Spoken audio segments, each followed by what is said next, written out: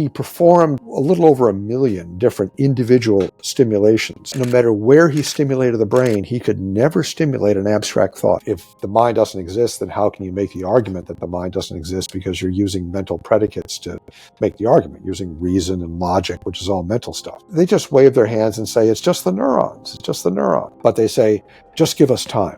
We're working on this, and in 5 years from now, we'll have a lot deeper understanding of how this works. Some people call that promissory materialism. That is that, we don't have an explanation now, but I promise you someday we will. And what I tell them is, here's my cell phone number, and give me a buzz when you've got the evidence. Until you have the evidence, you don't have evidence. Ladies and gentlemen, I am joined today by Dr. Michael Egnor, who has authored this book, The Immortal Mind, a neurosurgeon's case for the existence of the soul. And I can say that we are going to get into some very fascinating topics here in this conversation. But just to begin with, can you give a little bit of background context, just so for those who aren't aware, people can get a sense of your sort of life experience, background? What have you been spending the past decades doing? Sure. I'm a professor of neurosurgery at the Stony Brook University in Stony Brook, New York. It's on Long Island. I went to medical school at Columbia University in Manhattan. I did my neurosurgical training at the University of Miami. And I've been at Stony Brook since 1991. I'm a professor of neurosurgery, as I mentioned. I do a lot of research on brain blood flow and spinal fluid flow inside the brain. And I have a very strong interest in philosophy of mind, in philosophy of science. And I'm a Christian, I'm Catholic. And I believe that faith and reason are one thing. There's only one truth. And I think the best science and the best way to understand the mind and the brain is from a Christian perspective. I began to look a little more critically at materialism in neuroscience. The materialist understanding of the mind, the understanding that I had was that the brain explains the mind completely. And there's a neurosurgeon and a neuroscientist named Wilder Penfield who worked back in the middle of the 20th century. And Penfield had actually said that was the fundamental question that he asked in his career, was, does the brain explain the mind completely? And he started out like I did as a materialist, believing that it did. And over his career, he came to see very clear evidence that the brain does not explain the mind completely. The brain plays an important role in the mind, but there's aspects of the mind that are not in the brain. And I found that the way of understanding the human soul that began with Aristotle and St. Augustine, and I think culminated in St. Thomas Aquinas, really was the best way to understand the mind and the brain, that we do have souls. And it actually fits the neuroscience very well. A viewer of this channel, there's a certain percentage that will want to kind of reduce everything down to a material explanation. Like everything ends up being physics and chemistry. Everything ends up being atomic in nature. And if you wouldn't mind, from, just to distill some of the main lines of evidence from your book, what would be certain things that you've come across during your career and during your research that you see as pointing away from that total materialistic explanation of what a human being is? Like, what are some of these kind of major theses that you're putting forward in the book? Sure. Well, there are several lines of evidence, I think. In fact, you might say there are three. One is just logic, and there are all sorts of logical reasons that classical philosophers, who I think were quite right, have put forth as reasons why the soul cannot strictly be a physical thing, like from the body. There are also just my anecdotal experience. And there's hard neuroscience. There's a ton of neuroscience evidence that supports the view that the soul is real, and that the mind is not explained entirely by the brain. I think that probably the best way to start is just with my kind of anecdotal experience, and it is anecdotal, but there's a lot of it.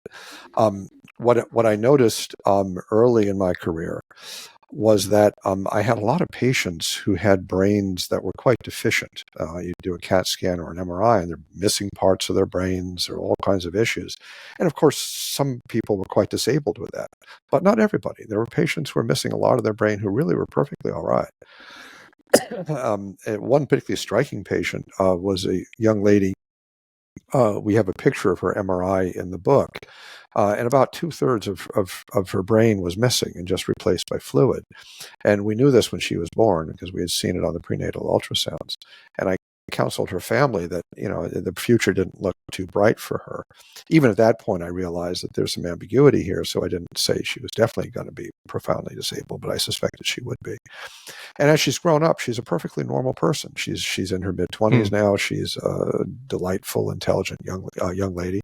If you were to meet her, she's a perfectly normal person. She's missing probably 2/3 of her brain. I have a number of other patients who have the same thing. I have a young lady who's now she's about 30. Who's missing a good deal of the back part of her brain and has fluid in there, who is a gifted student in school. She's a published musician. She has a master's degree in English literature. She's brilliant. I have another young man who is missing about half his brain, who just graduated from high school, and he's a normal kid. Perfectly normal kid. He loves sports. He's just like you and me. Virtually all the materialist theories say that consciousness comes from interactions between neurons within the brain cortex on the surface of the brain. And these people don't have a brain cortex. I have patients who have a condition called hydranencephaly, which is a condition where when they were in their mother's womb, they had strokes that destroyed both of their brain hemispheres. So the only part of the brain that they have is a little tiny bit is part of their brainstem. And they're quite handicapped, but they're fully conscious people. They smile, they laugh, they're awake, they sleep. And virtually all of the materialist theories of how the mind relates to the brain propose that the mind is the interaction of neurons in the cerebral cortex on the surface of the brain. But there are people who are conscious who don't have a cerebral cortex and who don't even have brain hemispheres, and they're still conscious. So the materialist theories just don't add up. They just don't make sense. The kind of a seminal moment for me and my understanding of this was many years ago. I was doing an operation on a woman who had a brain tumor in her left frontal lobe, and we had to do a awake surgery, meaning that she had to be awake while I was operating on her, because I had to map the surface of her brain and find out where her speech area was, so I didn't inadvertently damage it as I was taking out the tumor. And you can do that with local anesthesia, so people don't feel pain. So I had a conversation with her as I was taking out the tumor, which is involving a lot of her left frontal lobe. So I was taking out a major part of her brain as I was talking to her. And she was perfectly normal. We talked about the weather. We talked about her family, about the cafeteria food, all that stuff. And she was fine. The operation took 3 or 4 hours. And at the end of the surgery, she was perfectly normal. And I thought as I left the operating room is that none of my neurosurgery textbooks that often took a materialist perspective on things predicted this or explained this. I mean, how can you be talking to somebody when you're taking out a major part of the brain that supposedly is involved in their ability to think? So I got looking at the scientific evidence. I went to the scientific literature and began reading about the mind-brain relationship, and found a lot of interesting stuff. Now, if someone were to look at that and, because another example that's coming to my mind is the classic Phineas Gage example where he gets the railroad spike that goes through. But if I recall that story correctly, it's basically like the part of his brain that wasn't initially responsible for certain things ends up learning how to do the things that the part of the brain that was damaged had done prior. I guess it's suggesting mobility or the ability of like brain tissue to take on different roles or something. I mean, I probably sound so stupid as I'm saying this to you. No, that's that something? I mean, right. The argument that other parts of the brain take over responsibilities when part of the brain is damaged First of all, it's a very common argument. I mean, that's generally how neuroscientists try to explain things like this. The problem is that, number one, there's very little actual evidence for it. I mean, okay, so what's the evidence? We just presume that. So it's kind of hand waving. The other thing is that in the case of Phineas Gage, his story isn't really all that accurate that you read in books and in the popular press. He, as I think you're aware, there was this was the mid 19th century. He was a worker, I believe, working on a railway, and there was an explosion that drove a metal bar through his left eye and went up and came out his frontal lobe. And so he had brain damage, but of course, millions of people have had brain damage. And he recovered from it remarkably. Before the accident, he had been a very devout man. He went to church, all that stuff. After the accident, he was a little more libertine. His personality didn't change all that dramatically. I mean, he was just maybe a little bit looser in his morals. So the change wasn't as dramatic as it's often portrayed. There is no question in neuroscience that emotions and our kind of emotional tone comes largely from our brain. I mean, that's very clear.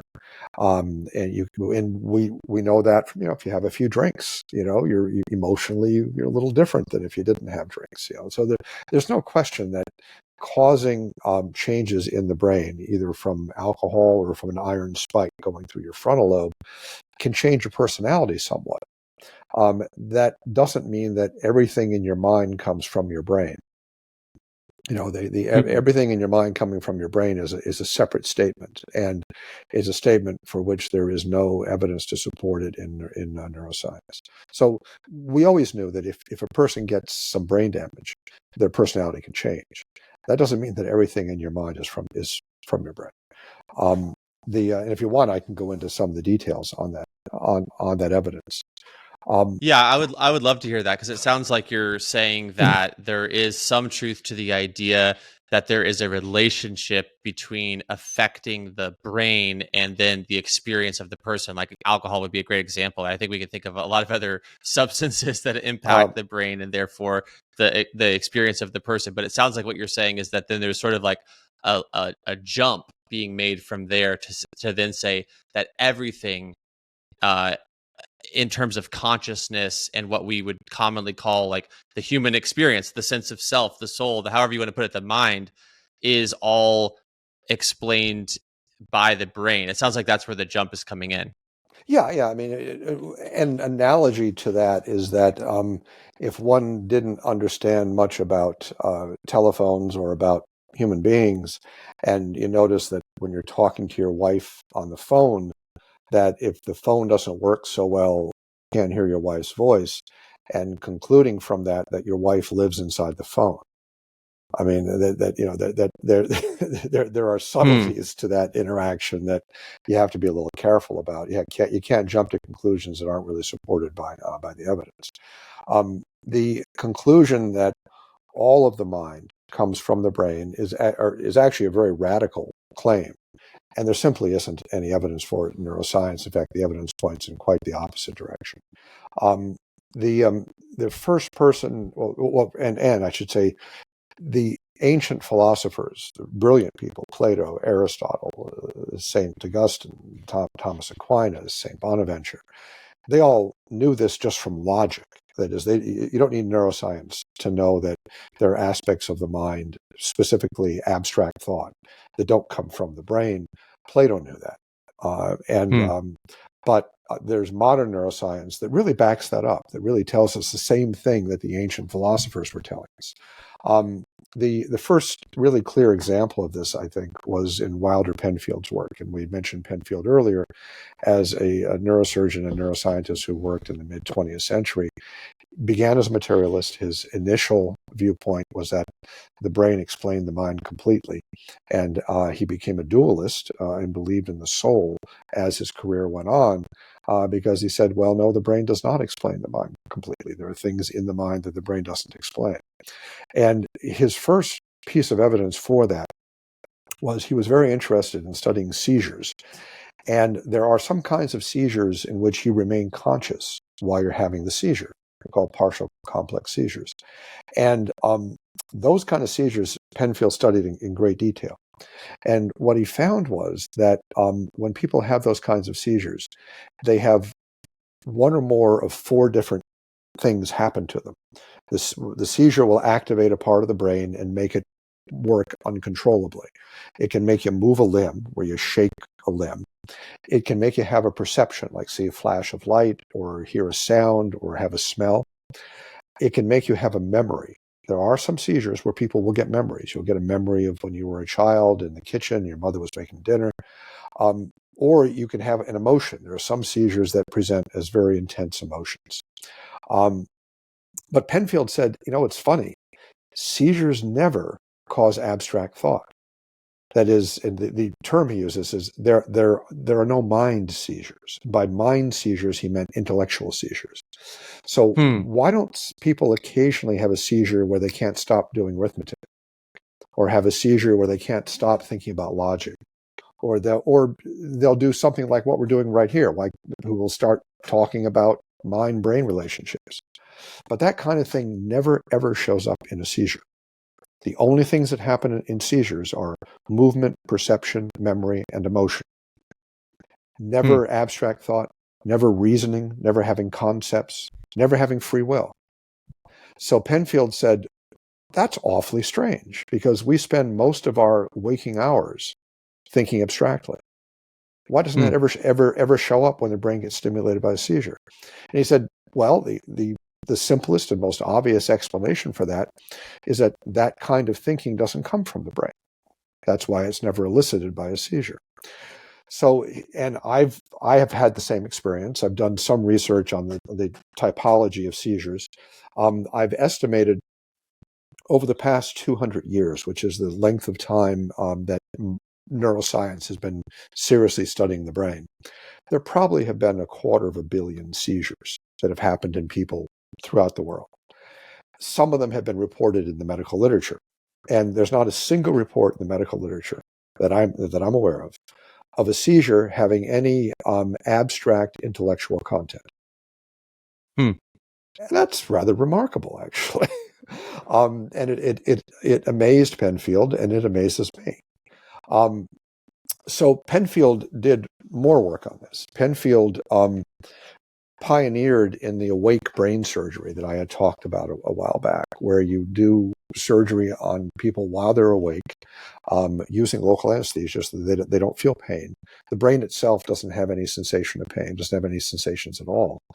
And Penfield would do it to map the surface of the brain. So he could determine where the seizure was coming from and remove the part of the brain that was causing the seizure and cure the patient's seizures. In doing so, he generated these elaborate maps of like where the motor areas of the brain are, the speech areas, the sensory areas. And he performed, I've estimated, just back of an envelope kind of estimation, a little over 1 million different individual stimulations in his like 40 or 45-year career. He operated on 1,100 patients and did hundreds of stimulations on each patient. And he found the same thing on his patients that he found in the seizures, that no matter where he stimulated the brain, he could never stimulate an abstract thought. He could never stimulate a spot and the patient would say, 1 + 1 is 2. Or, if A then B, A therefore B. Or love is kind. None of this abstract kind of stuff that we think of all the time, he could never stimulate. And the only 4 things he could stimulate were the same 4 things that seizures stimulate: movement, perception, memory, and emotion. So he said, well, maybe those thoughts don't come from the brain. Now, that doesn't mean that the brain is not necessary for the normal expression of those thoughts. And if you get hit on the head with a bat, you're probably not going to be able to do a lot of arithmetic for a while. But that doesn't mean that the thought comes from the brain. It means that the brain is necessary for the elaboration of abstract thought, but not sufficient for it. So Penfield ended his career as a dualist. He says, the soul exists. And what comprises the soul, or he called the mind, but he really meant what we call the soul, is this capacity for abstract thought, capacity for reflection, for reason, for concepts, for free will. The very things that we think that make us human. And Penfield said, well, the brain does not explain the mind completely, and neuroscience points clearly to the existence of the soul. He wrote a book called Mystery of the Mind, which he details all of this. I highly recommend it if listeners are interested. And in my experience has really been the same. I noticed when you were recently on the Pierce Morgan program talking with Michael Shermer that the topic of near-death experiences, out-of-body experiences, all of that came up.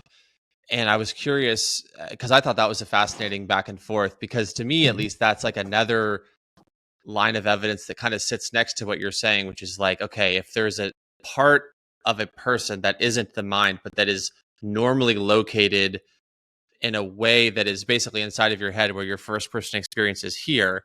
But if there are some examples, and in fact, quite a bit of examples, where that center of consciousness seems to be separated from the location of the brain to where people are experiencing things from a different point of view, or getting information that they didn't get from the location where their brain was, how much weight do you put into that? Or how would you, I guess, connect those dots? Because I know there's a lot of people right now who are interested in near-death experiences, out-of-body experiences, all of that type of thing. And basically, I mean, tell me if I'm making a leap here or if you see it the same way, but if there's a plethora of evidence and testimony and information that people are sharing that would not be able to be attained if the mind and the brain were only ever located at the same location, then isn't that a really strong case that there is a part of a human being that is not just the mind? Yes. Or yes. Yes. Okay. So how would you, I mean, I guess maybe, yeah. Sure. Yeah. The near-death experiences are fascinating. They can be evaluated scientifically. There actually are journals, medical journals, that specialize in near-death experiences. They're surprisingly common.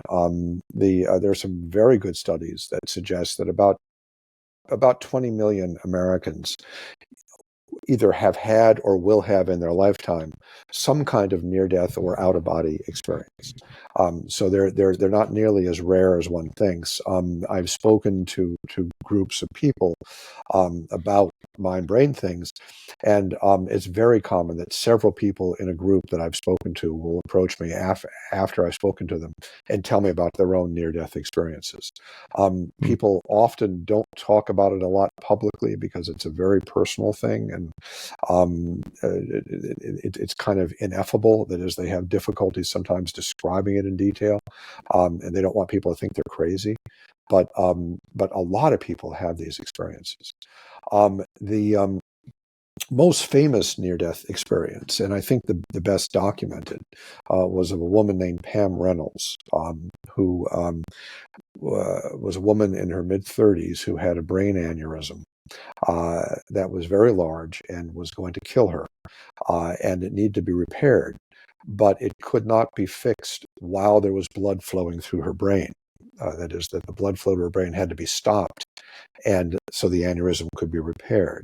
And she had surgery in August of 1991 in Phoenix with a Dr. Robert Spetzler, who's a neurosurgeon there, was one of the world's experts on this. And he did an operation that he called the standstill procedure. And the standstill procedure is a procedure where it took her to the operating room, put all kinds of monitors on her body, monitoring her brain waves, her heartbeat. She was massively monitored. He put her under anesthesia. He cooled her body temperature down to about 60 degrees Fahrenheit, which would protect her brain when he stopped her heartbeat. He then stopped her heart. They put her on a heart-lung machine so they could control her circulation. They stopped the heart-lung machine, so there's no longer any blood flowing to her brain. And then he tipped the operating table up and drained all the blood out of her brain, and then opened up the aneurysm and fixed it. And then after he fixed it, he then restarted the blood flow, restarted her heart, warmed her body back up, and she survived. She did well. So after the surgery, she told him that she watched the operation while it was happening. And he initially thought she was joking because, of course, she was brain dead, basically. And she didn't even have any blood in her brain.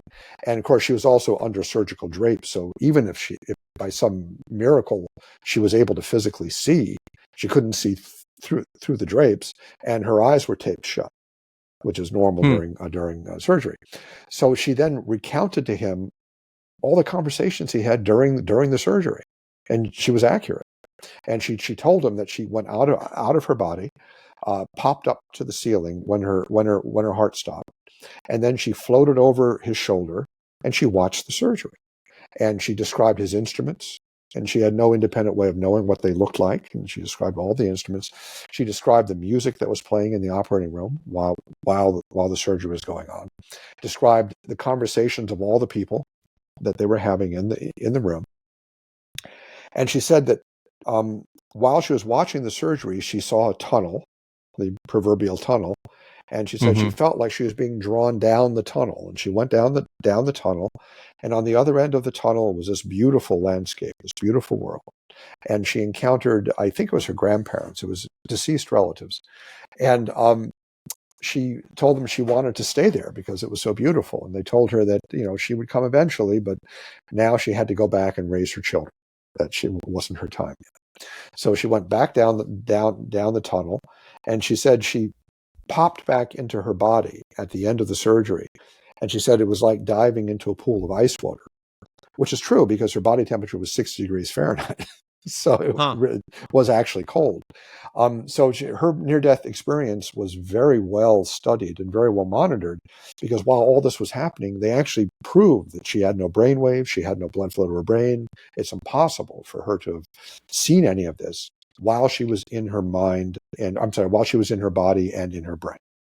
So there have been many reports of near-death experiences in the medical literature, certainly in the high hundreds. I think it's probably several thousand, actually. And many of them are what are called veridical, meaning, like Pam Reynolds, they can be checked. That is, that people have experiences that can be confirmed. So when I'm discussing or debating this with people who deny the reality of near-death experiences, I challenge them. And I say, well, if you're going to deny the reality of near-death experiences, you have to account for four things that are characteristic of some of the experiences. You have to account for the fact that the mental processes that people have during the experiences are almost invariably very clear, very precise, which is not at all what happens when your brain is lacking blood flow or lacking oxygen. You tend to get confused. You don't get clear. People often will have a life review where they'll review the major events of their life in great clarity. So that's the first thing. The second thing is that a substantial number of near-death experiences involve out-of-body experiences where people see things and know things that they could not have known otherwise. They will know conversations that go on in the room while they're dead. They will know the readings on monitors, medical monitors in the room while they're dead. These are checkable, and there are at least hundreds of people in the medical literature who have checkable experiences that do check out. Pam Reynolds is a good example.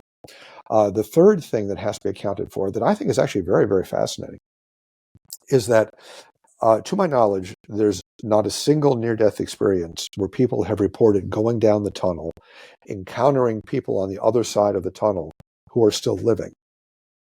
That is, everyone on the other side of the tunnel is dead.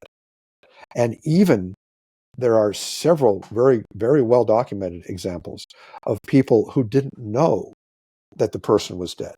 They went down the tunnel, to their surprise, encountered a friend or a relative on the other end of the tunnel that they didn't know was dead, but had just died.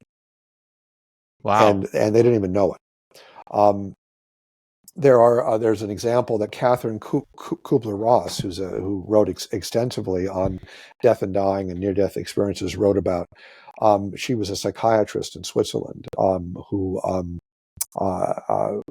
would go to the emergency room and people who had been in car accidents, and she had a little girl who had a near-death experience in a car accident. And she told Kubler-Ross in the ER that she had gone down a tunnel.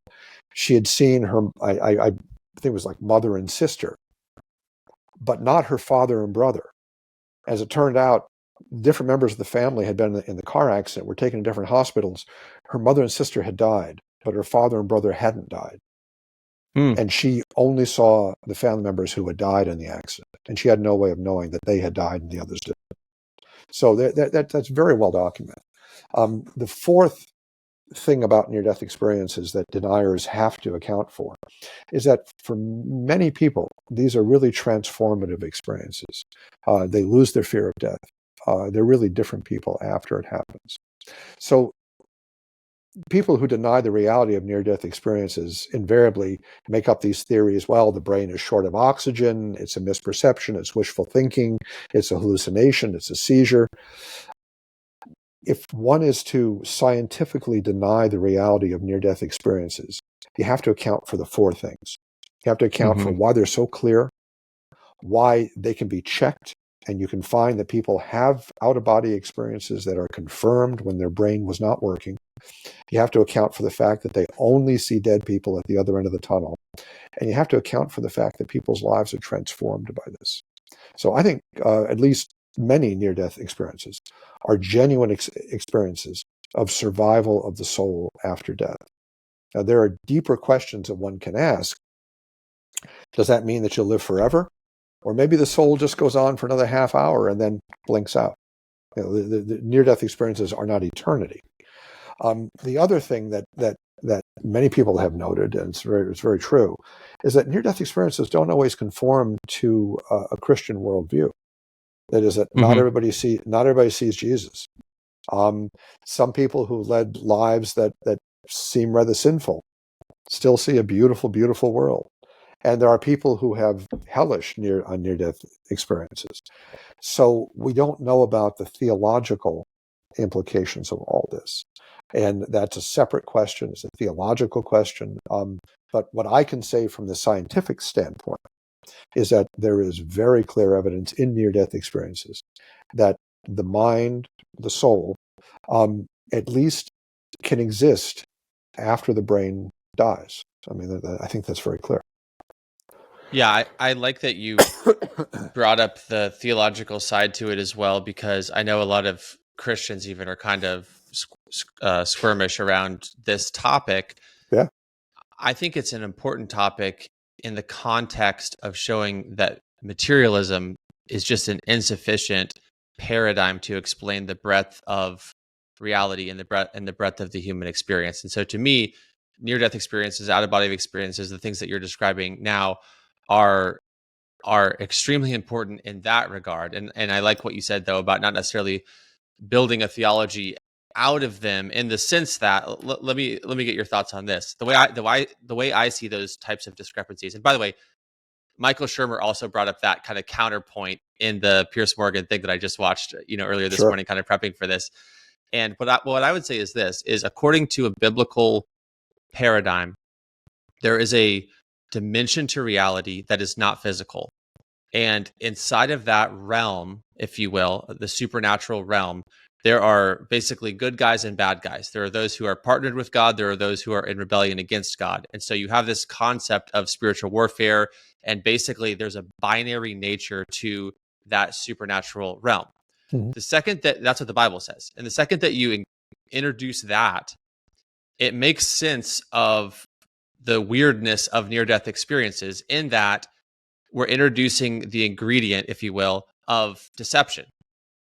And to me, that makes perfect sense. If someone is entering into a realm that is a cosmic battle, that is of binary nature, there's good guys and bad guys, deception and truth-telling, then the fact that you get a mixed picture of what's going on and what does it all mean actually checks out from a biblical worldview. I totally agree. I totally agree. The another point that one can make is that first of all, the nature of near-death experiences. I mean, people have had these experiences for thousands of years, but there's plenty of historical evidence for this. And back in the Middle Ages, near-death experiences were much more commonly negative, and they were much more commonly explicitly Christian. People would be taken on tours. Probably a lot of Dante's writing in the Inferno was based on people's experiences in near-death experiences. So the content of the experiences is variable. And even somewhat a function of the age that we're living in. The other issue with near-death experiences, which I think is very important to recognize, is that almost everybody who has them says that in some sense they're ineffable. That is, that you can't really put into words what they saw. They try to put it into words, but it's the kind of thing that you can't just explain simply like you would explain what a tree looks like in your backyard or something. This is a different experience, and people are expressing it as best they can. If you think about it, we never, as biological human beings, have had contact with the spiritual world in quite this way. And goodness knows how we can express it in a biological reality. My co-author, Denise O'Leary, has a nice way of looking at it, which I think makes a lot of sense. And she says that near-death experiences are kind of what happens when your mind and brain disconnect. And that doesn't mean that eternity is all like that. It just means it's that little spark that happens the moment the mind disconnects from the brain. And so we don't have much of a glimpse into the afterlife with near-death experiences. What near-death experiences really tell us is that the mind is not completely dependent on the brain for its functioning, which I think is very clear from the science. What are some of the other common objections or pushbacks that you'll get when you make that claim that the mind is not the exact same thing as the brain, or that there is the way I think of it is like there's a part of a human being that is not material. There's a part of us that is soul based. Well, there are two common objections. One of which is exemplified by I have friends who are neuroscientists, and there's a philosopher named Patricia Churchland, who is a materialist philosopher, who's an advocate for a theory of mind called eliminative materialism, in which philosophers who embrace this feel that we don't really have minds, that we are only brains, that there's no mind at all, and that we just misunderstand what's happening in the brain, and we call it a mind, but it's just a myth. So she came to speak at Stony Brook a number of years ago, and I went to her lecture, and I have a friend who's a neuroscientist who went to the lecture also. So we watched the lecture, and then as we were leaving it, I asked him what he thought of her theory that the mind doesn't exist, it's just the brain. And he said, well, it's kind of crazy. I mean, if the mind doesn't exist, then how can you make the argument that the mind doesn't exist, because you're using mental predicates to make the argument, using reason and logic, which is all mental stuff. And I said, yeah, I agree. So then I asked him, I said, so how does the mind come from the brain? Like, how does it work? And he answered me, he said, well, it's just neurons. The neurons do their thing and you have a mind. And I said, well, what do you mean by that? Like, how does that work? And he just brushed me off and said it was a crazy question and just walked off. So a lot of neuroscientists, when you ask them about the mind-brain relationship, they just wave their hands and say, it's just the neurons. It's just the neurons, and then they walk off without acknowledging that there are people, for example, with hydroencephaly who don't have neurons in their brain hemispheres because they don't have brain hemispheres, but they're still conscious. So one of the ways that neuroscientists answer is by just saying, oh, it's a silly question. Of course, it's just neurons. That's not a very deep answer.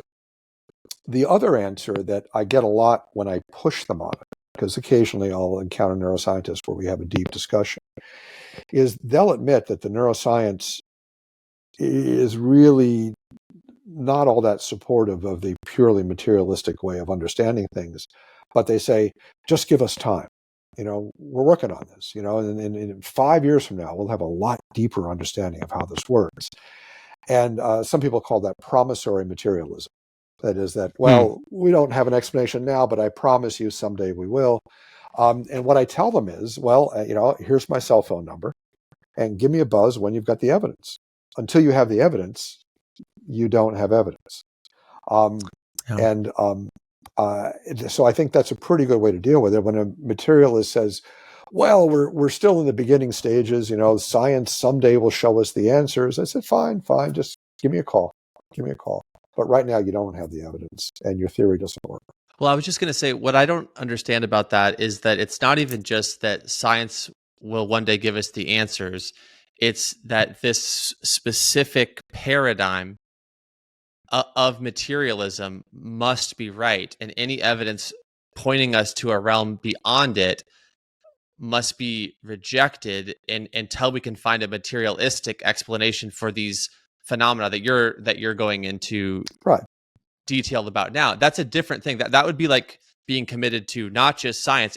If science is basically like knowledge or following the evidence where it leads, this is not even that. This is like being committed to like the geocentric theory, and all of a sudden Galileo comes along and there's all this evidence saying, hey, maybe the sun is at the center of the solar system, and you go, no, just give it time, and these things that look like they're pointing to the fact that the sun is the center will come out in the wash that the earth really is the center. Like, that's what I don't understand about it, is it's a commitment, a faithful commitment to a particular paradigm, not, whoa, there's new evidence. People are like by the thousands testifying to a experience where the center of consciousness is geographically in a different place than the brain. That should make you open to shifting your paradigm. That's what I don't understand. Absolutely. One way of expressing it that I find really pithy and to the point is that materialism is not demonstrated by science. It's too often simply stipulated. That is, that it's just said that, okay, we have to understand this in a materialistic paradigm, and anything that's not in the paradigm needs to be ignored. And if people keep pushing the point, then the people who push the point need to be canceled. That is that, and materialist neuroscientists realize this. I have colleagues who have expressed to me privately that, yeah, there's a lot to say for the notion of the soul and immaterial mind, but they're not ever going to say it in a research paper, because if they do, that's the end of their career. I mean, you don't get grants anymore. You don't get tenure. So there's tremendous pressure within the scientific community to stick to purely materialistic stipulations. And that's one of the things that I think when I went through my religious conversion about 25 years ago, it opened my mind that if you look at things objectively and you don't start with a rigidly materialist predicate, you can see a lot more clearly as to what the science points to. And the science unquestionably points to the fact that the mind is not completely explained by the brain. There are aspects of the mind that don't come from the brain. What do you think about? I can talk about more of them if you want. I would love to hear more than them. Can I just plant this as a seed in the listener's mind, kind of a hook for maybe the future of the conversation? Although I do want to go into these things, but this is I wrote this down as a syllogism to try to make the point kind of clear. And I'm curious, maybe you even have a critique of my little my little syllogism here. But I wrote down, we observe that mind can produce matter, or things of a material nature. Like, in other words, ideas turning into art, turning into building, like an engineer putting his mind to use and manifesting engineering, like an automobile comes out of the mind of the engineer. So that's premise one. Premise two, we don't have examples of matter on its own producing mind. So it's more logical to conclude that mind precedes matter or is more essential than matter, rather than that matter precedes mind? Sure. I mean, I think the the question has been asked, I think, in a very pithy way that I think sheds a lot of light on reality, and that is reality itself, when you look at the whole universe, the whole human experience, everything together, is it more like it came from a mind, or is it more like it's just a material thing? And I think that anybody who looks honestly at what is going on in the universe, in physics, in biology, in chemistry, and in personal human experience would say, yeah, it looks more like it came from a mind. So I think mental is much more fundamental than physical is. And in fact, Bruce Gordon, who's a colleague of mine at the Discovery Institute and a brilliant philosopher, Bruce is an idealist. He believes that that all of reality is mental, fundamentally, and that material things are from mental processes. And Bruce points out, and he's quite right, that when you get down to the level of quantum mechanics, that matter kind of disappears. That is, it's all mental. That is, it's all governed by Schrodinger's equation, by mathematics. And a very good example of this that I think listeners should really think about carefully is if I look into my backyard and I think, gee, I've got a bunch of trees in my backyard. How tall is a tree? Well, there's no one answer to that. I could go out and measure different trees, and I could give you an average, but there's no single answer to it. But if I'm a scientist and I ask, what's the mass of the electron? There's a single answer. Now, there are error bars in terms of the measurement error, but it's not like there's one electron that is 5% heavier than the next electron, as if we leave out relativistic effects, which is not what material things do. Material things are all different. For example, your height and weight is somewhat different from my height and weight. But if you take two electrons, their mass is identical. There's no difference. And no physical thing is like that. The only situation where you can have different things that are identical in particular properties is if they're mental. So I can talk about two perfect circles, and they're identical, absolutely identical. But there's no circles in reality that are identical. There's no physical circles, but there are mental circles that are identical. Say for example, I wanted to draw two identical circles. So I take my little protractor and I set it at 1 inch for the radius, and I draw two circles. But if I look with a microscope, they're not identical. One is a little squiggly. One is maybe the radius is 1.1 inch and the other is 0.9 inches. Yes, that's never exact. But my concept of two circles that have 1 inch radius is exact, because a circle is just a set of points equidistant from the center. So you can have exact concepts very easily. We have it all the time, but you can never have exact physical things. So in my view, in Bruce's view, and in people who take an idealist understanding of the world, mental is much more fundamental than physical is. And of course, what I think is the most beautiful way of looking at this was the way that St. Augustine put it. And that is that everything that exists is a thought in the mind of God. That is, that the entire universe is just a thought of God. Each of us is one of God's thoughts. That's why mental is more fundamental than physical, because all of reality is a thought in God's mind. I don't think materialism is really a metaphysical theory. I think it's just a mistake. It's the same thing as saying that 2 + 2 = 5 is an equation. It's not really an equation. It's just a mistake. Materialism is just nonsense. And materialism, as we understand it today, is really derived from Cartesian metaphysics, from Descartes. And Descartes himself moved away from the hylomorphic metaphysics of Aristotle and Thomas Aquinas and so on, which I think are pretty good metaphysics. And Descartes basically said that everything that exists is either res cogitans, which is a mental substance, or res extensa, which is a physical extended thing in space. And I think it's actually a pretty bad metaphysical way of looking at things. But what happened was that Descartes' ideas caught on quite a bit over a couple of centuries, and then the materialists just got rid of the res cogitans. So the only thing left is the res extensa.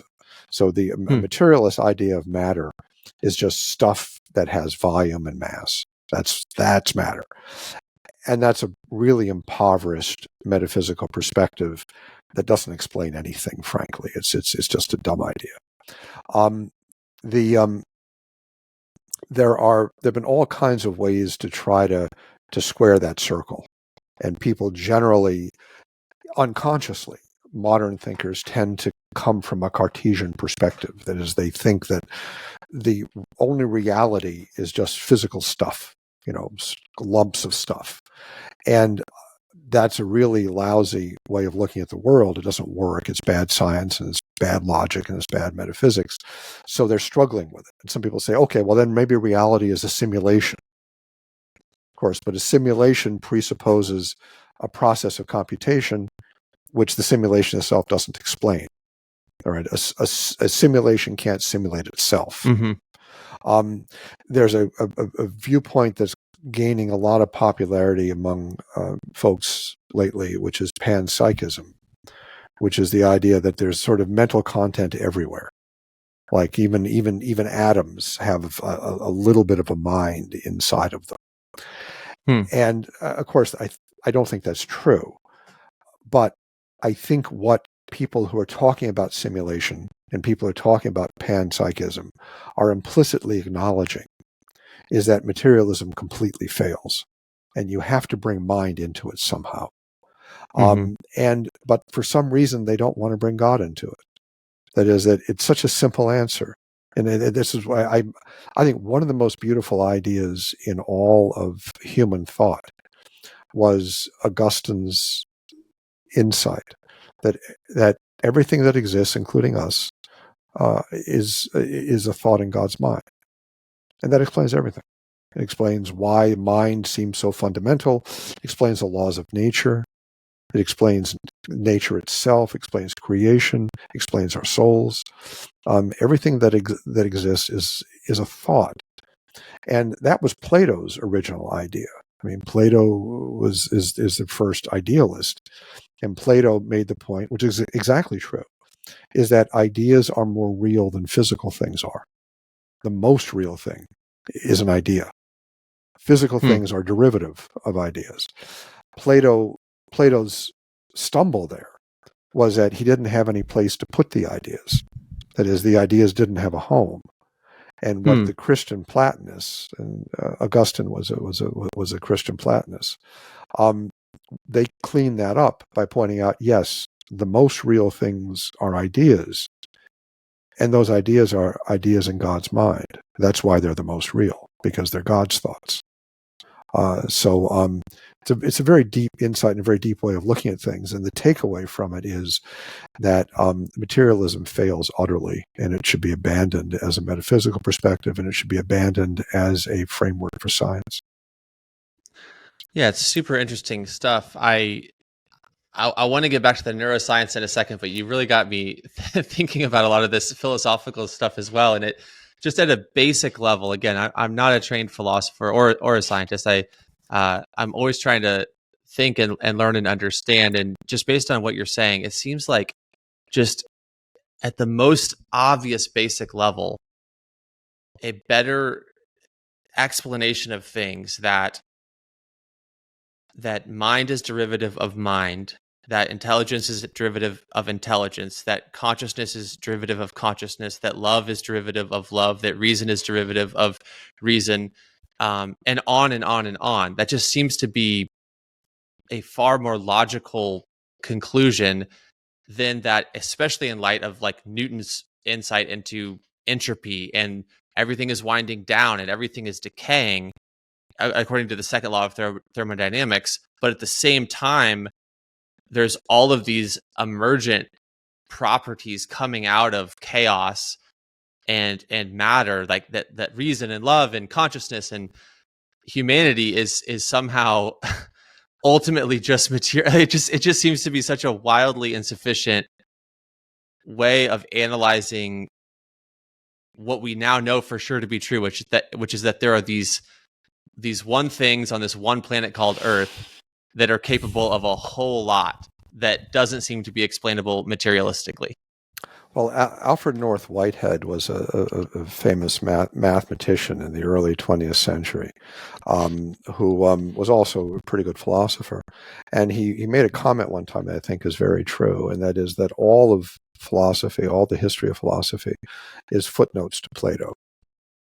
That basically Plato's idea, which I think is fundamentally right, it's incomplete, and Christian Platonists have made it much more complete. But Plato's basic idea is that the most fundamental reality is mental, not physical. Physical is all derivative of mental. And you made a wonderful point earlier when you were saying that love comes from love. You know, that all of the things we experience as human beings are best understood as coming from an analogous kind of mental state. That everything comes from mind, but also that matter comes from mind. That even things that we think of as physical are really in their fundamental, in a fundamental sense, mental. And I think that's the deepest insight. And I do think that ultimately the truth is either Platonic or not Platonic. That is, that either mind is fundamental or matter is fundamental. And I think all the evidence and all the logic is on the side of the viewpoint that mind is fundamental. And Augustine said it so beautifully, that everything that exists is a thought in the mind of God. And that's why it's fundamental. I also think, if I'm just fully showing my Christian cards, I do think it's remarkable and beautiful that God created us in such a way that we can, as sub-creators, participate in that endeavor, where we can imagine something and manifest it. That's not necessarily the case, but he allows us to be able to operate as engineers and to make engineering, or as artists and to make art. Like he allows us to participate within the Imago Dei in that capacity that he has at the highest level, but our participation in it almost gives us a clue to our own existence. That in the same way an artist can create a thing that did not exist at all before, from his imagination, from his love, maybe even if he's painting, a portrait of his wife or whatever.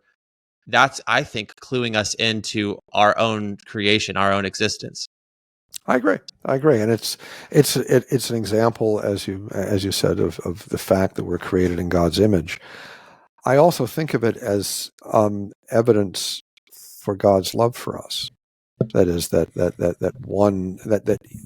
in some sense, and you shouldn't anthropomorphize God too much, but in some sense, God longs for us before we long for Him, and God wants us to come to Him, and that's kind of what I experienced in the chapel. When I told God I didn't want my son to be autistic to me, and He said, "But that's what you're doing to me." And God wants us just like we want Him.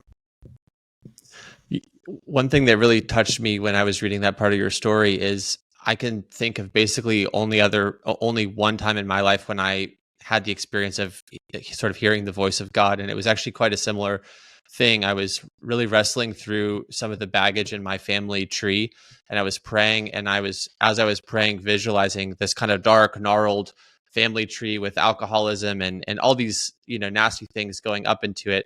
And then as I was praying about that, well, what kind of man will I ever be able to be if this is what I'm rooted in, or where I come from? And God brought into my mind this other tree that was white and shining and pure and perfect in every way. And I'm like, what is that? And again, not an audible voice, but not my thoughts, and as clear as can be, 6 words. You're my boy too, you know. Or how many words is that? You're my boy too, you. Yeah, no. and those 6 words were just like a lightning bolt into my heart, into my mind. Like, this is a true thing about me that has forever shaped my identity and the rest of my life.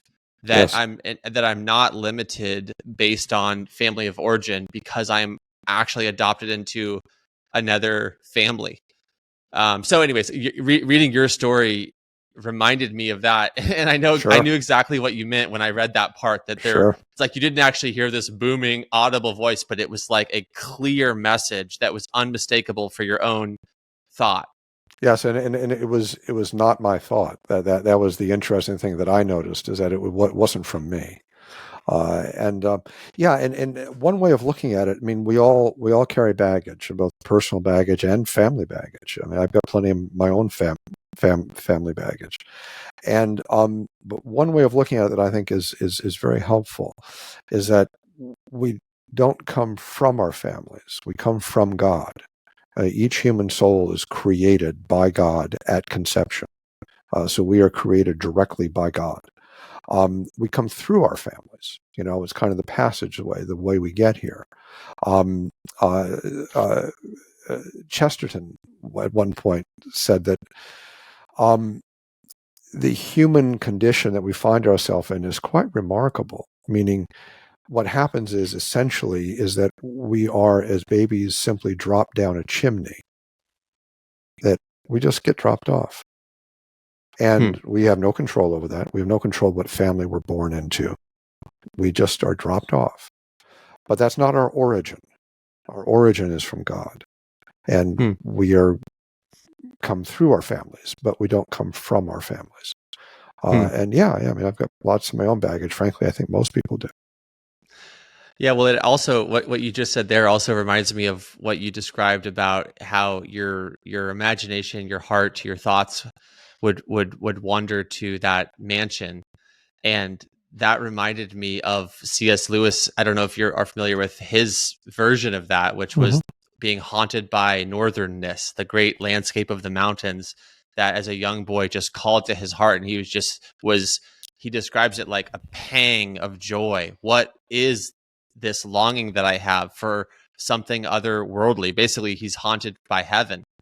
Yes. And he searches his whole life to try to understand what is the nature of the longing that he has, and finally concludes that it's something that this world can't satisfy, which is itself a clue that there is a world beyond, which reminds me very much of what you're saying as well. Yeah, and he also pointed out that every longing we have that we know of corresponds to something that's real and that's attainable. That is, that we don't long for things that we couldn't possibly have.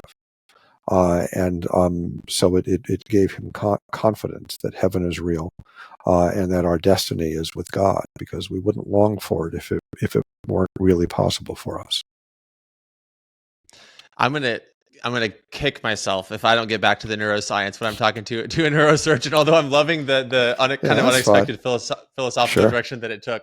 But so at the start of our conversation here, you sort of talked about how there was 3 different kind of lines of evidence that you would go into. The first was the anecdotal, your firsthand experience in this area. The second was basically the neuroscience, evidence. And I maybe 30 minutes ago or something like that, you kind of mentioned that there might have been a couple other things in that bucket that you wanted to explore. Sure. There's a ton of logical evidence for the immateriality of the soul, for the existence of the soul, and for the notion that the soul and the mind are not strictly products of the brain. There's also a ton of neuroscience evidence. And I had mentioned Penfield's work, Wilder Penfield's work, with studying seizures and studying stimulation of the brain, which strongly point to the immateriality of abstract thought, of the capacity for intellect and will. There's another line of evidence that I find absolutely fascinating, and that is split brain research. There's a kind of an operation that we perform occasionally called a corpus callosotomy, or sometimes if you do the operation a little more thoroughly, called a commissurotomy, which is where we cut the hemispheres of the brain apart. And there's a large bundle of fibers, about 200 million axons, that connect the right and left hemispheres of the brain, called the corpus callosum. And interestingly, you can cut the corpus callosum completely from side to side, and it doesn't have much of an effect on a person. People are almost completely the same, with some small differences. And the reason you do that is because there are people who have seizures that start in one side of the brain that are very small and wouldn't ordinarily cause them much trouble. But if the seizure spreads to the other side of the brain, it then kind of goes everywhere and gives them a generalized seizure. And there's some people who have 10 of these a day. I mean, it's really crippling, and medication doesn't always work. So cutting the hemispheres of the brain apart stopped this propagation, and they stop having seizures, and they live much better lives. So this operation is done, and it's been done really since the 1950s. What people noticed right up front is that when you cut the hemispheres apart, people are practically the same. They don't feel like two people. They feel pretty normal. So there was a neuroscientist in the 50s and 60s named Roger Sperry who decided to study these people, because it is kind of an interesting experiment of sorts, because now you have the brain hemispheres that are disconnected, so you can study what they do in more detail because they're no longer connected.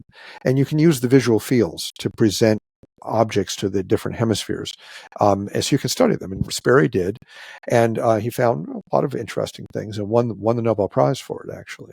What he found was that there are perceptual things that change in these patients. The patients don't notice it, but in fact, the fact that he won the Nobel Prize for it means that it's not obvious. It's subtle stuff that you have to look for. But a simple example, if you show a picture to the left hemisphere of the brain that in most people controls speech, the person can say what's in the picture. But if you, and this is in patients who have split brains, but if you show a picture to the right hemisphere that doesn't control speech, the person knows what the picture is, but he can't say the word. But for example, if you show them an apple, if it's shown to the left hemisphere, the speech hemisphere, the person says, "Oh, that's an apple."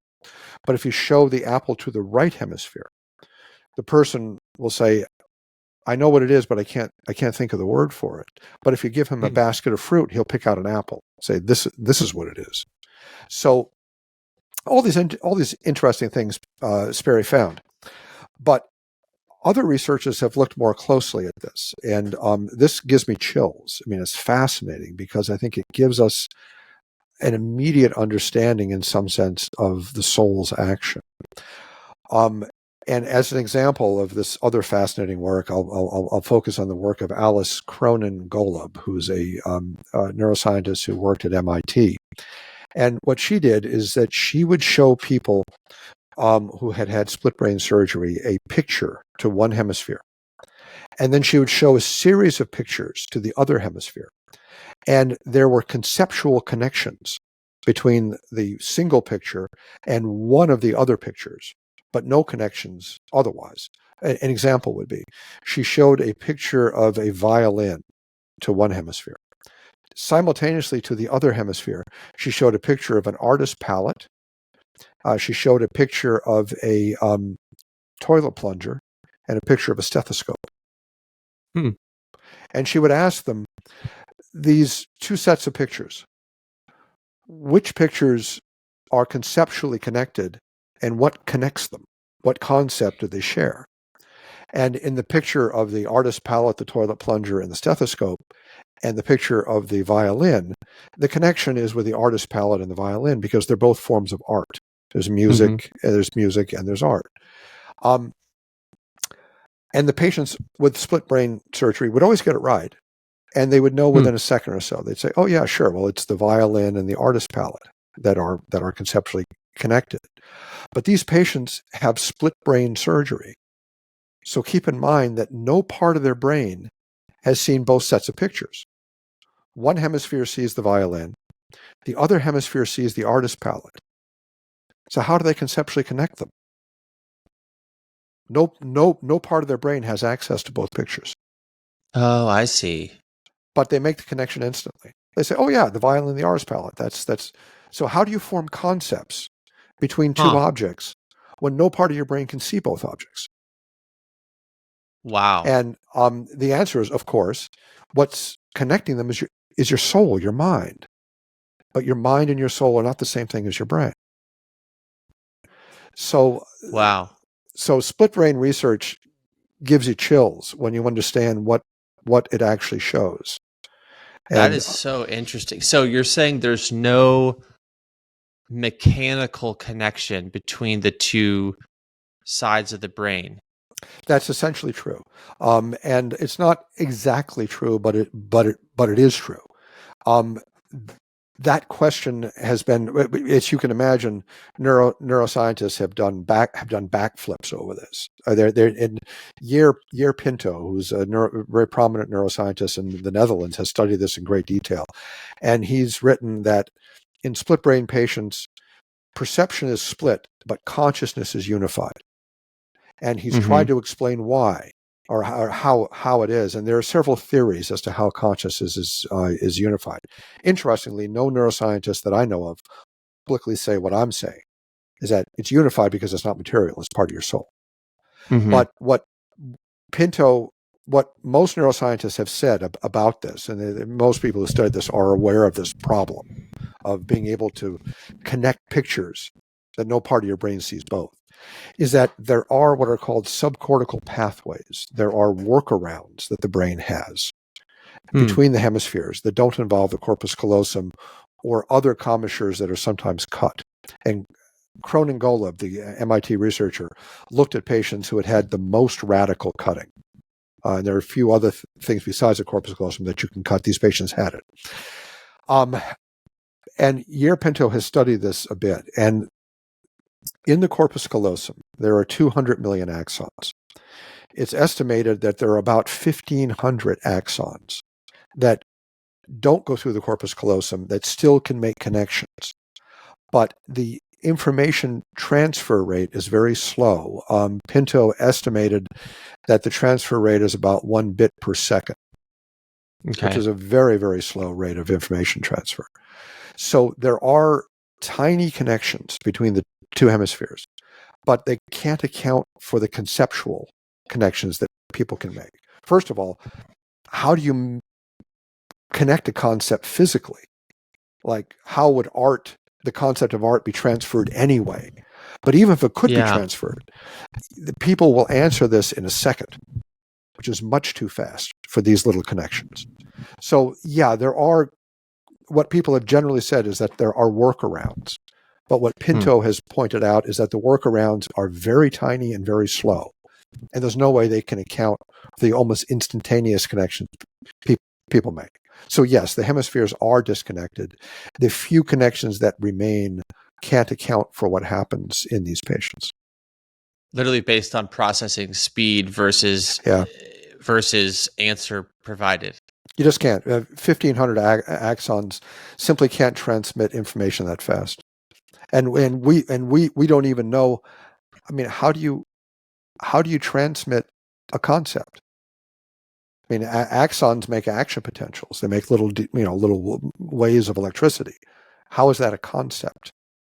So I think the split brain stuff is fascinating and very clearly shows that there is a mind that is not part of the brain. Is thinking of mind in the sense of, like, is it a bad analogy to think of mind as software and brain as hardware? It is, it's a bad analogy, but it's a thoughtful one, meaning it's not stupid. It just doesn't work. There have been a number of different theories of the mind-brain interaction that try to maintain some kind of materialist kind of way of looking at it. In the 20th century, the original theory was behaviorism, which is that the mind is kind of irrelevant, that the only thing that matters is the input and the output. And that's sort of crazy. So that got tossed aside for all sorts of very interesting reasons, but it would be quite a digression to go into that. But behaviorism is no longer accepted as a particularly meaningful theory of mind. There is mind-brain identity theory, which is that the mind is the same thing as the brain. That is, when you have a thought, the brain state that you're having the thought is the actual thought. And it's just understood in a different perspective. That is, I think most philosophers now would acknowledge that's nonsense, simply because mental states and brain states share nothing in common. That is, for things to be identical, and this is called Leibniz's law, for things to be identical, they have to be identical. They have to be the same thing. And my thought of love is not the same thing as a level of neurotransmitters in my brain. They're two different things, so they can't be identical. The third philosophy of mind-brain relationship, which was quite popular in the late 20th century, is called computer functionalism. And computer functionalism is what you said, that the brain is the hardware and the mind is the software. That fails for a bunch of reasons that we can talk about. That's been pretty much abandoned now, and the theory now is eliminative materialism, which is the theory that the mind doesn't exist at all, that it's only the brain. So it's not that there's a mind-brain problem. There's no mind-brain problem because there's no mind. And basically the argument that eliminative materialists have made, Patricia Churchland, this person whose lecture I went to, has been one of its main proponents, is that our ideas about the mind are what she calls folk psychology, meaning they're kind of myths that we tell. But the only thing that's real is the brain. The mind is just a misunderstanding of sorts. The problem with that, of course, is that you can't make a coherent argument that there are no arguments. That is, that in order to make a logical argument, to use reason and evidence and logic, those are all mental entities. And you can't put those together in a way that logically says the only thing that exists are physical entities. So if you're saying that there is no such thing as the mind, then you can't say anything more, because anything more than that is the mind. You can't make an argument if you say that there are no arguments. So it's self-contradictory, it's self-refuting, as is a lot of materialism. The computer functionalism argument that you mentioned, that the brain is the hardware and the mind is the software. There are all sorts of problems with that. The problem that's most famous with that is a thought problem proposed by John Searle, who's a philosopher of mind, back several decades ago, and it's called the Chinese room problem. And so Searle said, okay, so you're claiming that computation is kind of like the mind. I said, imagine that you get a job, you go to China, and you are working in a little booth that's in a public square. And the little booth is basically analogous to a computer.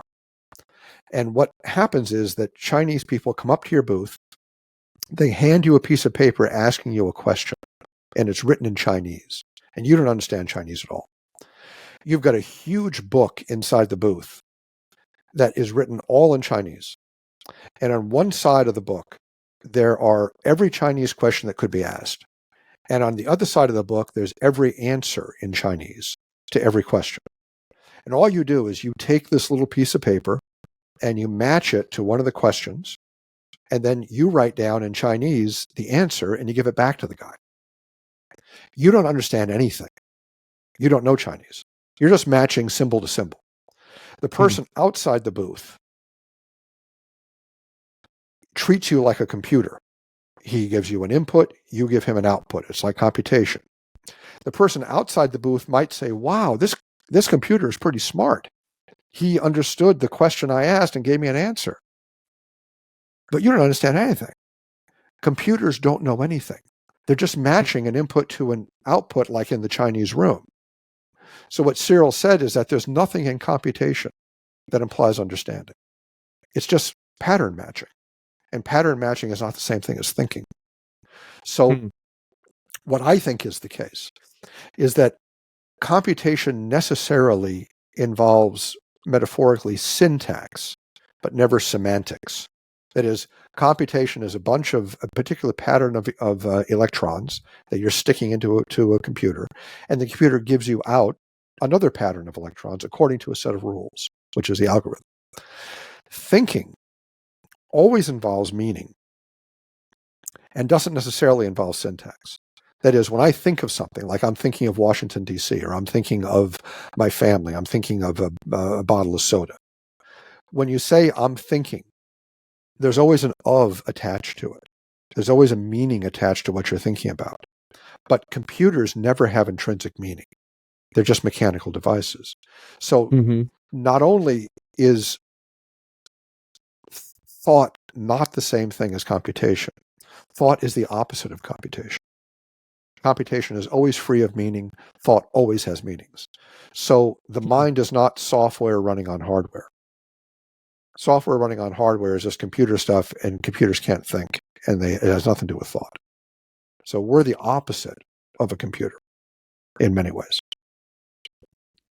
That is super interesting. And what you're saying, tell me if I'm getting this right, but you're saying that the mind, in the same way that you could program a real physical computer using your intelligence, like using the part of you that is able to reason or think. When a neuroscientist looks and sees some physical part of the brain act up when there's arousal or love or whatever, you're saying that is the effect, not the cause of the thought or the experience or the emotion. Like the physical manifestation on the brain is downstream from the... Sure. I think it can go both ways. Okay. There's no question that physical changes in the brain can change our thoughts. Just have a beer. Just if you have a beer, right?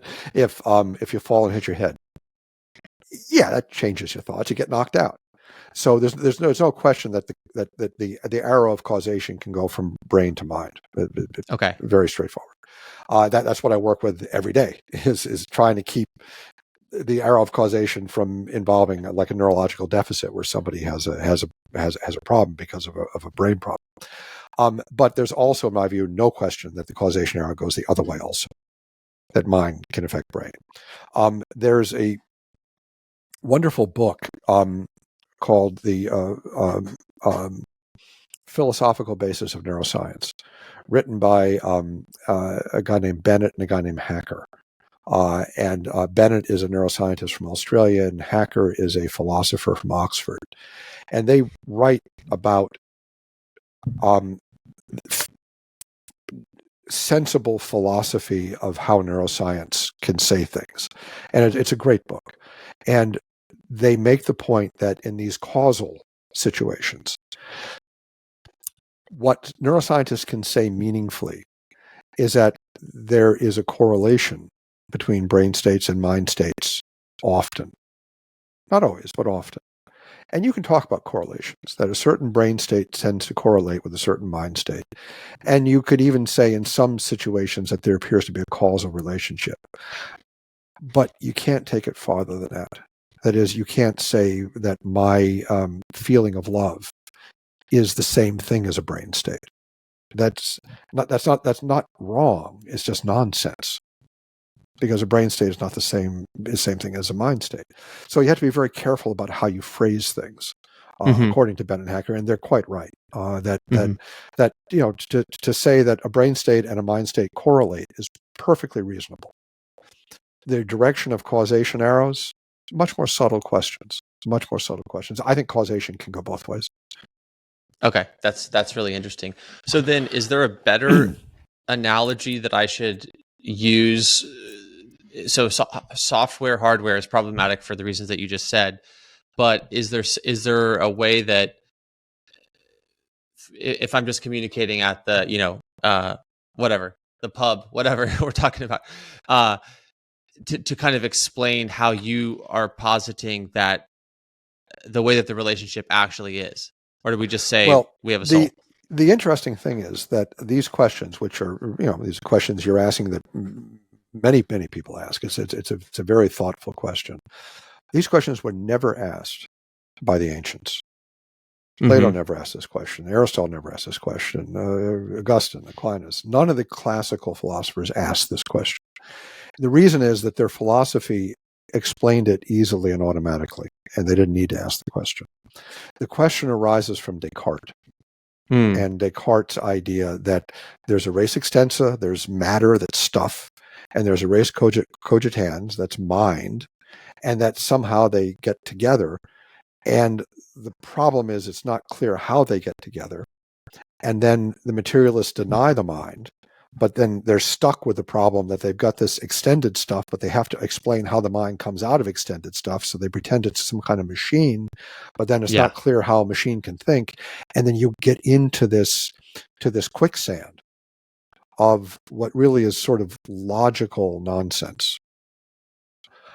Whereas this never bothered Plato, never bothered Aristotle, never bothered Thomas Aquinas. They never asked, how does the brain and mind interact? What they said, what Aristotle said, which I think is probably the closest to the truth, in this is called the hylomorphic understanding of the soul, is that we are a substance. We are a unified thing. Every human being is a substance. Just like a tree is a substance, and the earth is a substance. I mean, everything that exists as a unified whole is a substance. And we have two principles that characterize our human substance. One is the form of us. And the form doesn't mean just the shape. The form means everything about us that is intelligible, that we can understand. And the other aspect of us is the principle of individuation. That is, that we are this version of it and not some other version of it in the next row. So Aristotle and Thomas Aquinas said that for understanding a substance, if you know its principle of intelligibility and its principle of individuation, then you know what it is, and you've explained it. In living things, the principle of intelligibility, the form, is the soul. And Aristotle defined the soul in a very simple way. He said the soul is just what makes you alive. For example, if you imagine yourself a moment before you drop dead and a moment after you drop dead, everything that's true of you before you drop dead, that is not true of you after you drop dead, is your soul. So the fact that I'm talking to you is part of my soul. The fact that I'm moving my arms and legs is part of my soul. The fact that my heart's beating is part of my soul. Everything that makes me alive is part of my soul. And some things that are parts of my soul are very closely tied to matter, like my heartbeat. It's very closely tied to my heart, which is a material thing. It's a lump of something. My vision is very closely tied to matter. I need my eyes to see. And if I don't have my eyes, I can't see. And so there are material powers of the soul, but Aristotle said there are immaterial powers of the soul also. And Thomas Aquinas agreed and said they're spiritual powers. That's the intellect and the will. The intellect is the capacity for concepts and reason, abstract thought. The will is free will, the ability to act on abstract considerations of moral law. So we have a bunch of soul powers, and our soul powers are the very things that make us alive. And some of them are very closely tied to matter, like our vision or hearing or heartbeat. Some of them are not closely tied to matter, like our intellect and will. And that's us. And you don't need to go through Descartes. You don't need to go through this. Well, I think I'm kind of a computer. Is my mind a software? All that stuff comes from the Cartesian mistake. And some people call that philosophical way of looking at it mechanical philosophy. And mechanical philosophy, I think, is a very deep error. And it was first identified in the 19th century, but it really comes from Descartes. And it's looking at us like we're just these meat machines. Yeah. And if you think of us as a meat machine, you can never get human beings right. We're not meat machines. We are substances who have living things that have souls, and we have bodies, but we're not a meat machine. Yeah, and as you pointed out, a meat machine can't think of us as a meat machine if it's being honest. Like and as far as I understand, a meat machine can't think.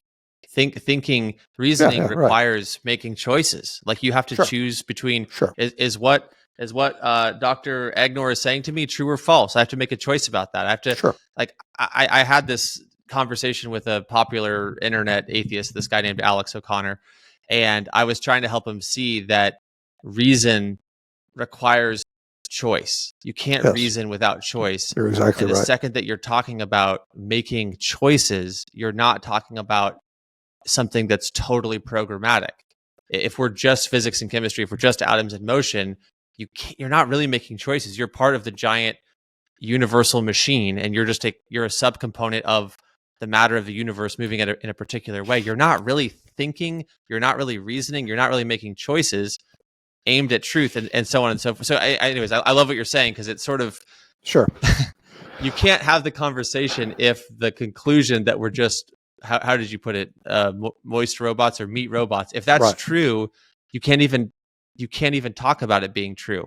I mean, if someone tells me implicitly that they're a meat robot, I'll say, okay, fine, and that's the end of our conversation, because I have nothing to say to a meat robot. I mean, it's just a freaking robot.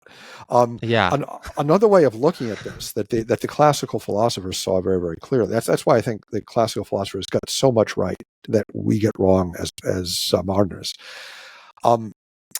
The relationships between brain states are laws of physics. That is, the brain states are quantum mechanics and electromagnetism and chemical laws and things like that. However, the relationships with reason are logical laws. They're modus ponens, modus tollens, law of identity, and there is no overlap. Those Venn diagrams share nothing in common. So that you can't get reason out of meat. You can't get it out of anything physical at all. So you're exactly right. If you have an opinion that we are meat machines of sorts, and we're just physical objects, that's self-refuting. Because to have an opinion implies that you take evidence, that you evaluate the evidence by reason and logic, and that you reach a conclusion that's the best explanation for the evidence. And that's all sorts of things that physical things can't do. Meat machines can't do that. You have to have a spiritual soul of some sort to have processes that entail logic and reason, because nothing physical can have logic and reason, because logic and reason are not a part of physics. They're not a part of physical interaction. So you're exactly right. Yeah, and it just seems interesting to me where once that particular point has been conceded, that there really is a mental realm or a mental dimension to reality. I don't know the exact right language for it. But if that's true, then how is it so hard to say that like, if it's not existing here, then where is it existing? Well, where isn't a predicate of the mind? That is, the mind is not the kind of thing that has locations. And Thomas Aquinas actually delved into this rather deeply in a similar way. It was analogous, where he's called the angelic doctor, because he wrote a lot about the nature of angels and their spirits, and I think angels exist clearly. And Aquinas said that angels are souls without bodies. That is, they're basically minds without bodies. That's what a spirit is. And he said, well, so then what does it mean to say that an angel is located somewhere? Like, how can you locate a mind without a body? He said it doesn't make any sense to talk about location in that way. He said you can say in a rough way that mental things, or spirits, or angels, are located where they act. So we could say that my spirit or my soul is located in my body, because that's where it acts. But it doesn't really have a location. My body has a location, but my spirit and my soul don't, and my mind doesn't have a location. So I wasn't going to go here, but because I think if I heard you right, just talked about spirit as a separate component of a human being. Do you think in terms of like just mind-body dualism, or do you think in terms of like sort of a Trinitarian shape, if you will, to a Yeah. human being? Do you think that there is a spirit that a person That's has that is separate from their mind, or do you think that that's the same thing? yeah, wow. And that's a very deep question. And it is a question that my understanding of it, that Catholics and Protestants sometimes have different perspectives. Yeah. I know that in the Protestant world, this distinction between between body, soul, and spirit, which has a lot of biblical support, is very important. My understanding of the Catholic view is that soul and spirit are considered in the Catholic view to be the same thing. That is that we have spiritual souls, and one way to put it is our spirit is our soul, and our soul is our spirit. That is that, and so that I think is a very deep and important different perspective. Not one that I have a real strong handle on, but as a Catholic, I tend not to think of the Trinitarian way, but more of just the notion that whereas every living thing has a soul, a dog has a soul, a tree has a soul. It's just the principle of life. In human beings, our soul is actually a spirit. That's how we're created in God's image, and but again, my Protestant friends tend to see spirit and soul as more distinct from one another, and I'm not sure what the truth is there. But one thing that's definitely true is we're not just matter. in case that hasn't been made abundantly clear, if the case has been made and someone is at least open to this, like where do they go from here? What does this mean? Right. Well, it's a very good question, and it's I think vitally important to recognize the implications. If we have immortal souls, which I think we very clearly do, that's the most important thing about us, because number one, we are eternal creatures. That is that we will live forever somewhere in some sense, and so that means that everything we do in this life has eternal ramifications. It has echoes through all of eternity. That means, for example, that a marriage is a union of two eternal souls, and that we certainly have responsibilities as far as loving and respecting our spouses and so on. It means that we've been given this gift of working with God in the creation of children. And the children come through us, and that's an incredible gift. And each child has an eternal soul, and the eternal soul begins at conception. So we should respect children in the womb as well as children after they're born. It has a lot to say for human dignity. It means that every human being has an eternal soul, including people who are handicapped, people who are outcasts, people who we might not otherwise treat with respect and kindness, are just as eternal and just as human and just as loved by God as we are. It teaches us that, for example, in war, that we have to be very careful not to be demonizing our enemies. That is, that the people that we fight against, either in wartime or in various struggles, have souls as just like we do, and deserve reasonable respect and compassion. It means that all human beings have certain rights. The whole notion of human rights is predicated on the spiritual, immortal nature of our souls.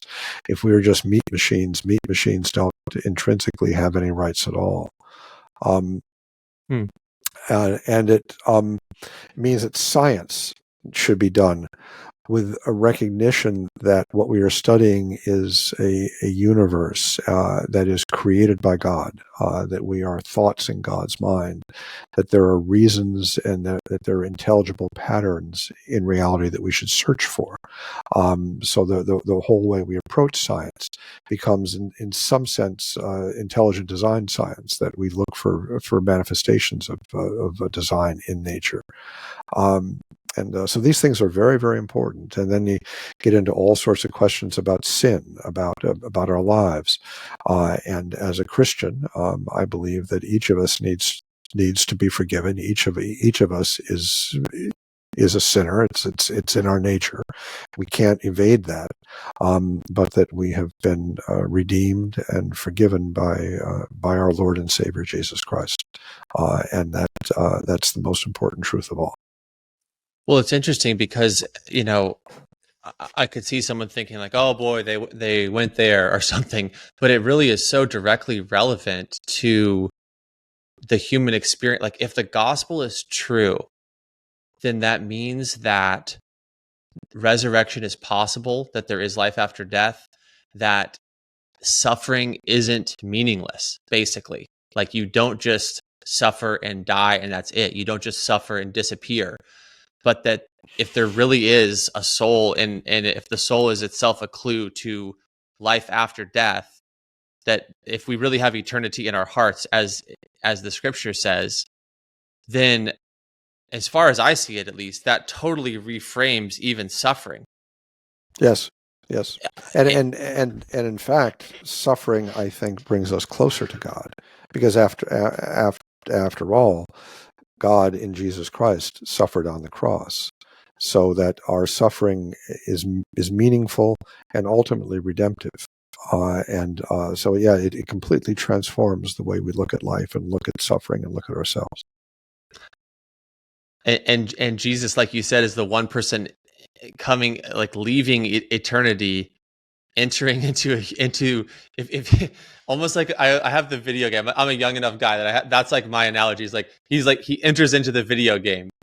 Sure. He becomes a character, Sure. but he fixes the virus that has haunted the whole game. Like, he actually fixes the virus in order for other people to be able to exit the game and come into the realm that he comes from, or to, like, plug out from the Matrix, or pick whatever analogy you want. But that's like how I see it, is like Jesus is like Neo entering into the Matrix, solving the problem inside of the three-dimensional space-time universe, making a path for the people inside of the cursed cosmos to be able to exit out to, like, the real world.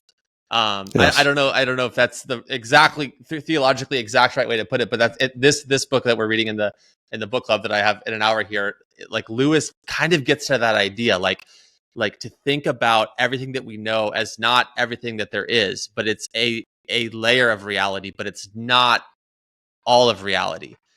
Sure. And anyway, so I'm digressing here, but this conversation has got me thinking. I appreciate every second of it. Thanks for bearing with me in some of the technical bumps along the road. We'll see how well we can cover those up. And for those who want to read your book, or who want to connect, learn more about you, hear more from you, etc., where can we point people? Well, first of all, I should point out that I co-authored the book with my colleague Denise O'Leary, who's a science journalist. Denise and I have worked together for many, many years, and she's a wonderful colleague. We both write quite a bit on Evolution News and Views, which is a website for the Discovery Institute. And we write on Mind Matters News, which is also for the Discovery Institute. So there's a lot of content there. And there's a lot on YouTube. We really want to get this message across that the religious understanding of the human soul, particularly the Christian understanding of the human soul, accords very, very well with modern neuroscience, and that we need to realize that materialism is simply a terrible mistake. It's a mistake in science, it's a mistake in everyday life, as is atheism. and that God's activity, God's creation, His activity in the world is discoverable, it's knowable, and that's what science is all about. Fantastic. I'll put a link to this in the description, and so that people can readily, easily get it. And thank you again so much for your time. Thank you, Brandon. It's been a privilege. Thank you.